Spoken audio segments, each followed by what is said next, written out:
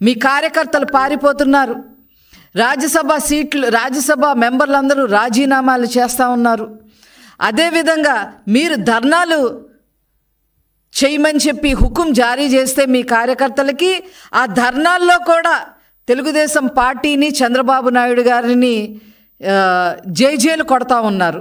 మొన్నే చూసాం, fee reimbursement మీద మీరు ధర్నాలు చేయమంటే విశాఖపట్నంలో వాళ్ళు ధర్నాలు పక్కన పెట్టేసి చంద్రబాబు గారికి, తెలుగుదేశం పార్టీకి జైలు కొట్టిన వీడియో మనం అందరము కూడా చూసాం. ఇలాగ అన్ని రకాలుగా నష్టపోయి ఏం చేయాలో అర్థం కాక బెంగళూరులో ఉంటున్న ఈ జగన్మోహన్ రెడ్డి గారికి అప్పుడప్పుడు ఆంధ్రప్రదేశ్ గుర్తుకొస్తే, లేదా అతని పదవి పోయింది అనే విషయం గుర్తుకొచ్చినప్పుడల్లా ఏదో ఒక రాద్ధాంతం చేయడానికి ప్రయత్నం చేస్తూ ఉన్నారు. దానికి ఇప్పుడు కొత్తగా వారు చేసే రాద్ధాంతం మరి డిఎస్సి గురించి, ఉపాధ్యాయుల భర్తీ పోస్టుల గురించి. మరి గౌరవనీయులు విద్యాశాఖ అమాత్యులు నారా లోకేష్ గారు మరి చంద్రబాబు నాయుడు గారి యొక్క 75వ పుట్టినరోజు సందర్భంగా మరి రాష్ట్ర వ్యాప్తంగా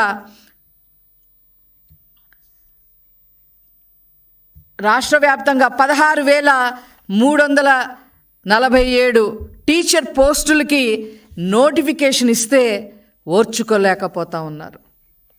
దాని మీద రాద్ధాంతం చేయడమే కాకుండా జగన్మోహన్ రెడ్డి తప్పుడు ప్రచారాలు చేస్తూ ఉన్నారు. తప్పుడు ప్రచారాలు చేయడమే కాకుండా వాళ్ళు ఎప్పుడెప్పుడు డిఎస్సీలు ప్రకటించారో, ఎప్పుడెప్పుడు డిఎస్సీలు టీచర్ పోస్టులు భర్తీ చేశామో అని ఫేక్ ప్రచారాన్ని సోషల్ మీడియాలో వైరల్ చేయటం నిజంగా చాలా దారుణమైన విషయం. ఏదేమైనప్పటికీ కూడా ఈ రాష్ట్రంలో ఎప్పుడైనా ఉపాధ్యాయుల భర్తీ చేశారు అని అంటే దాని patent right Telugu Desam party, Nara Chandrababu Naidu గారిదే అని చెప్పి ఈ సందర్భంగా నేను తెలియజేస్తా ఉన్నా.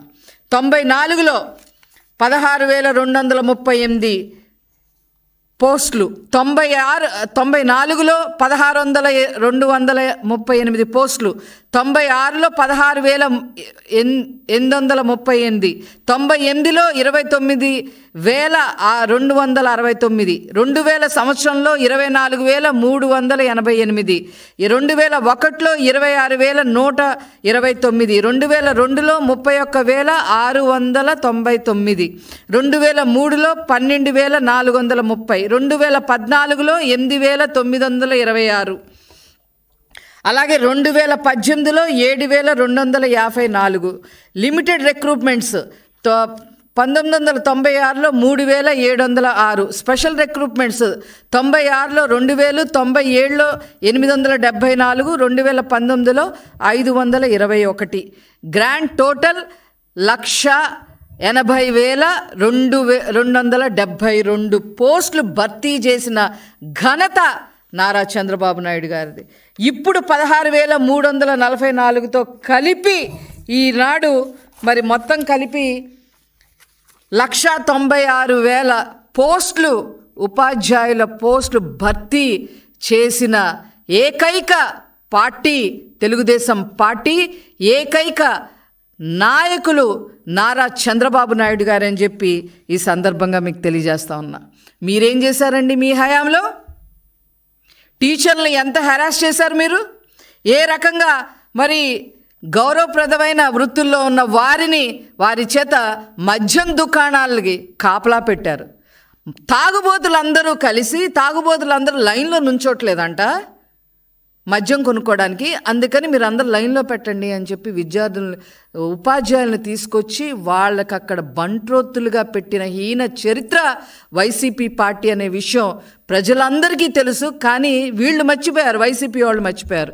అదేవిధంగా వాళ్ళు ఉపాధ్యాయులు అనేవాళ్ళు విద్య చెప్పాలి, ఎడ్యుకేషన్ ఇవ్వాలి, రేపటి పౌరులుగా విద్యార్థులందరినీ తీర్చిదిద్దాల్సిన పరిస్థితి ఉంది.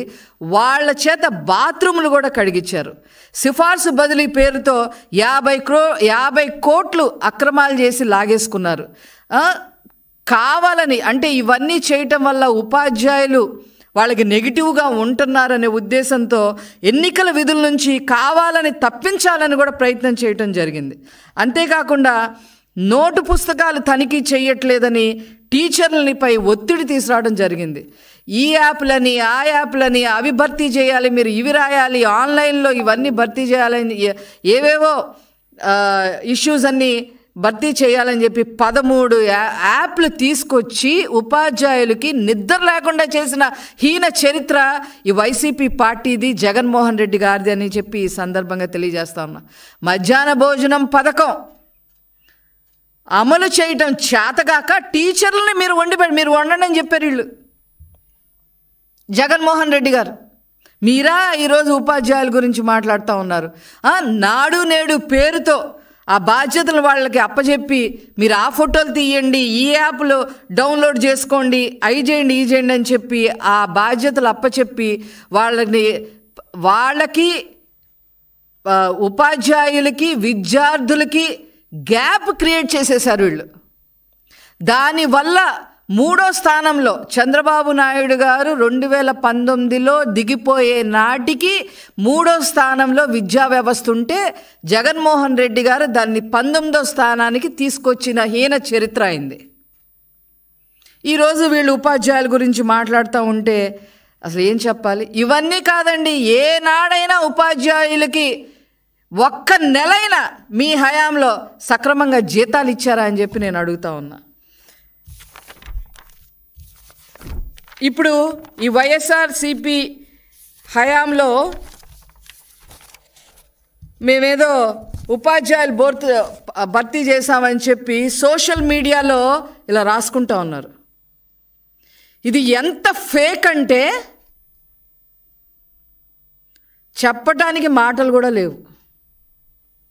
సిగ్గు వదిలేసి, సిగ్గు అనే పదాన్ని, సిగ్గు అనేది వదిలేసి ఈరోజు తప్పుడు ప్రచారం వైసీపీ పార్టీ చేస్తూ ఉంది. దీని వివరాలు ఇప్పుడు నేను చెప్తాను. వీళ్ళు ఏం చెప్పారు? మీకు అన్నీ చెప్తాను. ఇప్పుడు 2098లో 4059 పోస్టులు భర్తీ చేశారంట వీళ్ళు. 2098లో ముఖ్యమంత్రిగా ఉంది మీరా, నారా చంద్రబాబు నాయుడు గారా? అవి భర్తీ చేసింది నారా చంద్రబాబు నాయుడు గారు. మీ ఖాతాలోకి అసలు ఎట్లా వేసుకుంటారు? అందులో కొంతమంది ఏదో కోర్టుకు వెళ్ళారు, ఆ కోర్టు ప్రాబ్లం తర్వాత సాల్వ్ అయ్యింది. అది మీ ఖాతాలోకి ఎట్లా వేసుకుంటారు? అదేవిధంగా 2008లో ఇందులో అసలు 2008లో జగన్మోహన్ రెడ్డి ముఖ్యమంత్రి ఎక్కడయ్యాడు? మీరు ఏమైనా 2008లో ముఖ్యమంత్రి అయ్యారా? దాని గురించి ముందు మీరు సమాధానం చెప్పండి. అప్పుడు కూడా ఏదో కోర్టు కేసు ఉంటే ఆ కోర్టుకు సంబంధించిన కేసు ఇతని హయాంలో సాల్వ్ అయ్యింది. అది కూడా మొత్తం భర్తీ చేయలేకపోయారు వీళ్ళు. తర్వాత 2018 డిఎస్సి, 2018లో ముఖ్యమంత్రిగా ఉన్నది ఎవరు? నారా చంద్రబాబు నాయుడు గారు. 6954 ఉద్యోగాలు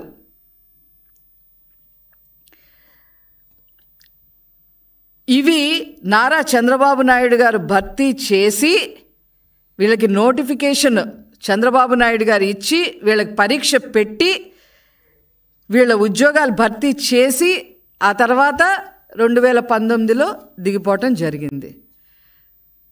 ఇది అసలు ఏ రకంగా జగన్మోహన్ రెడ్డి అతని ఖాతాలోకి వేసుకుంటారో మరి మాకైతే అర్థం కావట్లా.